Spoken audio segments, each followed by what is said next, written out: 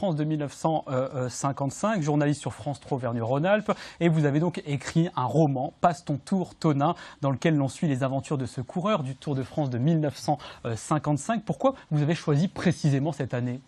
Cette année, c'est un Tour de France qui est un peu passé aux oubliettes, enfin en tout cas qui ne figure pas dans les grandes annales du Tour de France. Or, c'est le premier tour d'un grand scandale. C'est la première fois qu'il y a un grand scandale du dopage dans ce tour. Et puis c'est la première fois aussi qu'il y a une grève des coureurs, la grève des jambes croisées. Puis surtout, c'est le Tour de Tonin. Voilà, avec deux personnages principaux de votre histoire, Louison Bobet et Antonin Roland, que vous appelez donc Tonin. Qui sont-ils? Qu'ont-ils fait à l'époque? Alors Tonin, c'est le héros d'un roman. J'insiste, c'est un roman. Oui, je ne raconte pas la biographie, je ne raconte pas l'histoire du Tour de France. Vous étiez à peine né en 1955. Donc j'avais quand même déjà les gènes pour m'intéresser au Tour de France. Et puis je me le suis fait beaucoup raconter ensuite dans ma carrière de journaliste, où j'ai rencontré les journalistes qui ont suivi ce Tour de France. Et puis j'ai rencontré les coureurs qui ont disputé ce tour, et puis ceux qui sont encore en vie, dont Antonin Roland, André Darrigade, Raphaël Géminiani, quelques autres, et puis les personnages de l'époque, il y avait Simone Garnier notamment. Et vous avez rencontré donc Antonin Roland, qui a aujourd'hui 98 ans. Ouais. Vous avez préparé ce livre avec lui?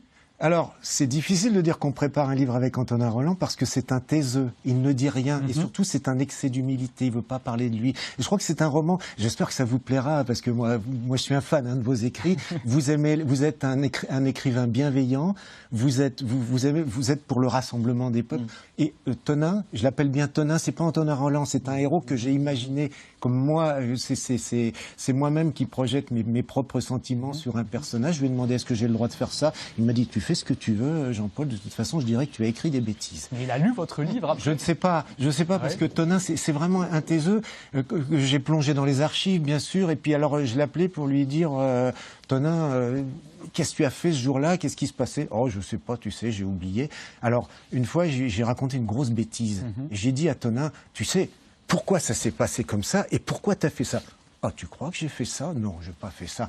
Et là, j'ai compris que chaque fois que je parlais avec lui, quand je lui demandais... Vous obteniez des informations. J'avais l'information. Il me donnait un blanc-seing, il me disait tu peux y aller. Et qu'est-ce que vous avez souhaité raconter à travers ces deux personnages, Louison Bobet et... Alors, c'est surtout à travers Tonin. Surtout à travers Tonin, j'ai raconté le Tour de France. Alors, je veux raconter déjà le maillot jaune en noir et blanc dans ces années 50. C'est un autre cyclisme. J'ai été éducateur de cyclisme moi-même. Pas grand cycliste, mais éducateur de cyclisme. C'est un regard sur cette période. Oui, et les gamins connaissent pas le cyclisme d'autrefois, et même on a perdu l'histoire. Généralement, d'ailleurs, on s'intéresse beaucoup moins à l'histoire. Moi, je connaissais le Duc, je connaissais le premier vainqueur du Tour de France. Les jeunes cyclistes, les grands champions d'aujourd'hui, connaissent même plus Bernard Hinault ou Eddy Merckx. Et moi, j'ai voulu porter ce regard sur un cyclisme en noir et blanc. Donc, il y a le maillot jaune à la première page, mais après, c'est tout en noir et blanc. C'est les années 50, c'est la reconstruction de la France. Et puis, c'est comment on pratiquait le vélo. Vous savez, à l'époque... Comment était le sport de haut niveau à l'époque? Oui, voilà. Et ça n'a rien à voir, évidemment. Et puis, moi, j'aimais bien. Quelles sont les différences quand vous dites que ça n'a rien à voir? Ah ben là, il va falloir lire. Il y a tout qui est différent. Regardez, un exemple. Antonin, il raconte quand il va disputer Bordeaux-Paris, il part de Villefranche-sur-Saône, il prend son sac à dos sur son vélo, il va en 3 étapes à Bordeaux, il va dormir dans un pré à côté, donc peut-être un petit hôtel, il laisse son sac à dos je sais pas à qui il le donne, à un copain qui va lui remonter en train à Paris, et puis il va disputer Bordeaux-Paris. C'est ça le cyclisme des années 50, et puis il s'arrête pour aller chercher les canettes, et c'est ça son problème. Quand il a le maillot jaune et qu'il a un quart d'heure d'avance sur tout le monde, il s'arrête quand même dans les bistrots pour aller chercher la canette pour Louison Bobet. Vous avez dit que c'est le tour de le héros c'est Louison Bobet, non, le héros c'est Tonin, que je n'appelle jamais Antonin Roland parce que c'est un roman avec une ambiance. On met ce qu'on veut sur Tonin, et Tonin, c'est un personnage qui vous plairait, Éric Emmanuel, parce que c'est un gentil. Et moi, c'est ça que j'ai aimé dans Tonin, c'est un gentil, il n'est pas là pour écraser les autres. Normalement, un grand champion doit gagner en écrasant les autres. Lui, non. Bobet veut gagner le Tour de France. On a dit que c'est Bobet qui gagnerait. Pour que Bobet gagne, il faudrait qu'il s'arrête. Il va trouver un autre moyen de permettre à Bobet de gagner. Il gagnera pas le Tour de France à la fin, mais il sera heureux parce qu'il va retrouver Janine, sa femme, et parce qu'il a fait plaisir à Bobet. Puis de toute façon, sa vie, elle est ailleurs. C'est pas seulement gagner des grandes courses. C'est une belle leçon bien avec soi-même, absolument. Avec en trame de fond le Beaujolais, les vignes. On en a parlé tout à l'heure. Pourquoi vous avez choisi d'ancrer votre roman de cette manière? Mais parce que je suis moi-même Beaujolais. J'ai passé mon bac au lycée Lamartine de Mâcon. J'ai mes amis dans le Beaujolais. J'ai voulu raconter. Et le Beaujolais, c'est le vin des amis. Je ne sais pas s'il est meilleur ou pire que les autres, mais moi, c'est celui que j'aime, parce que pour moi, c'est le vin de l'amitié. Et je parle, c'est un livre d'amitié aussi dont je parle, et j'essaie de retrouver tous les personnages passés, présents et à venir du Beaujolais, et les mettre aussi dans ce livre d'une façon ou d'une autre. Et vous allez continuer d'écrire après ce premier roman? Alors, oui, je vais continuer d'écrire. Je reviens du Burkina Faso, et là encore, je vais dire une anecdote. Je vais écrire, je vais essayer de traduire dans un roman le drame de ce pays dont personne ne parle. Or, c'est un drame absolument atroce. C'est pas une guerre civile, c'est une guerre totale. On est en proie aux terroristes. Il y a le tiers du pays n'est plus sous contrôle. Et je vais raconter ça sous forme d'un roman. Et bien, on vous invitera pour en parler. Et au moins, j'essaierai de le faire se terminer bien pour un enfant qui sortira de tous ces drames. Très bien. Merci Jean-Paul d'avoir été avec nous ce matin pour présenter donc Passe ton tour, Tonin. On le rappelle, c'est un roman autour du Tour de France en 1955. On va terminer avec du vélo une fois de plus, avec une association que vous avez choisie, Éric Emmanuel, l'association La Maison du Vélo de Lyon.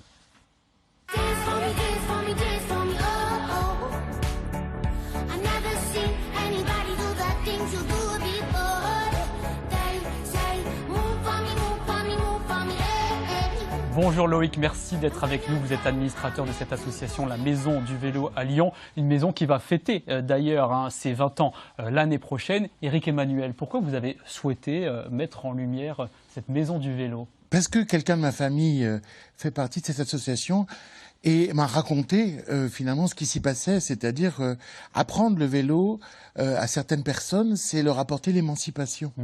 Ce que j'ai découvert, c'était qu'il y avait beaucoup de femmes qui étaient des femmes au foyer, parfois d'origine étrangère, parfois dans des cultures où la femme n'a pas beaucoup de place, qui tout d'un coup apprennent le vélo grâce à ça.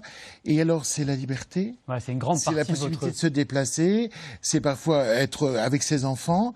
Et donc, voilà, c'est un facteur de...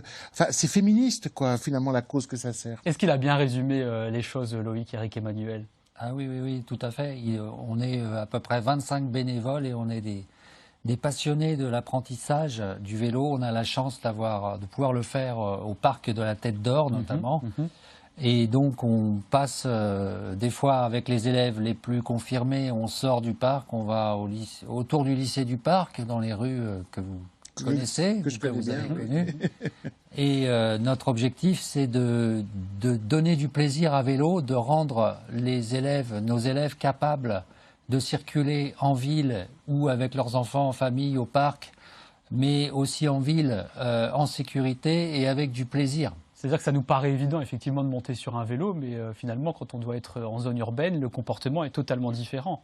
Oui, alors voilà, vous avez bien raison de pointer ça. En fait, il y a la maniabilité de son vélo qui nous permet de rester en sécurité. Par exemple, de savoir lâcher une main de son vélo et de regarder. On apprend des gestes précis comme ça, de s'arrêter, de repartir en toute sécurité de son vélo. On apprend des choses qui paraissent évidentes à ceux qui sont des cyclistes confirmés, comme mon prédécesseur sur ces vélos. Donc, nous, on est là pour apprendre le b.a.-ba et on commence avec tout type de public et dont 90% de femmes, dont tous les âges de femmes et d'hommes aussi, mais plus rarement. Et pourquoi finalement ces femmes n'ont pas la pratique habituelle du vélo? Alors, il y a plein de raisons. Il y a des raisons de santé, il y a des raisons d'apprentissage familial qui a manqué. Si elles ont une origine voilà, au sud de la Méditerranée, par exemple, donc on peut avoir... C'est-à-dire que c'est culturel en quelque sorte. Oui, aussi. Ça peut être culturel, ça peut être des raisons de santé. Effectivement, des gens qui reprennent, qui en font un tout petit peu à la campagne et qui, en ville, ont vraiment très très peur des voitures. Donc, par exemple, on a un exercice tout bête qui consiste à faire un freinage. On prend une voiture garée dans le parc, et donc on leur demande de s'arrêter à 50 cm de la voiture. Bah, au début, elles s'arrêtent à 2 mètres. Elles ont peur des voitures. Et après, on arrive à s'approcher de...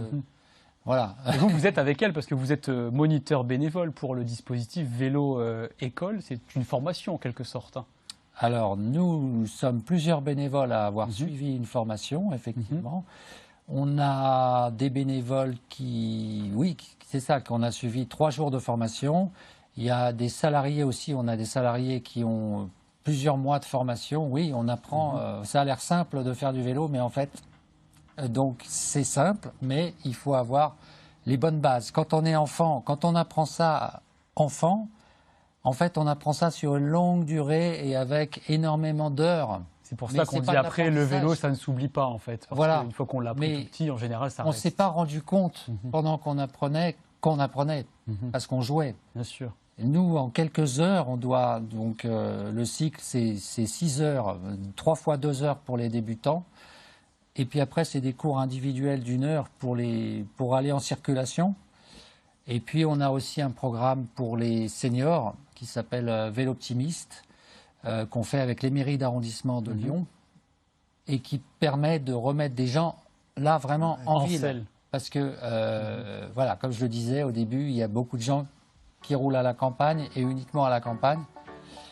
Voilà. Merci beaucoup, Loïc, pour cette présentation de la maison du vélo de Lyon. Voilà, et on ira sur le site internet pour découvrir les formations que vous proposez. Merci à tous les deux vraiment d'avoir été avec nous ce matin. Je le rappelle, le défi de Jérusalem, c'est aux éditions Albin Michel. Excellente journée. On se retrouve lundi en direct sur France 3 Auvergne-Rhône-Alpes.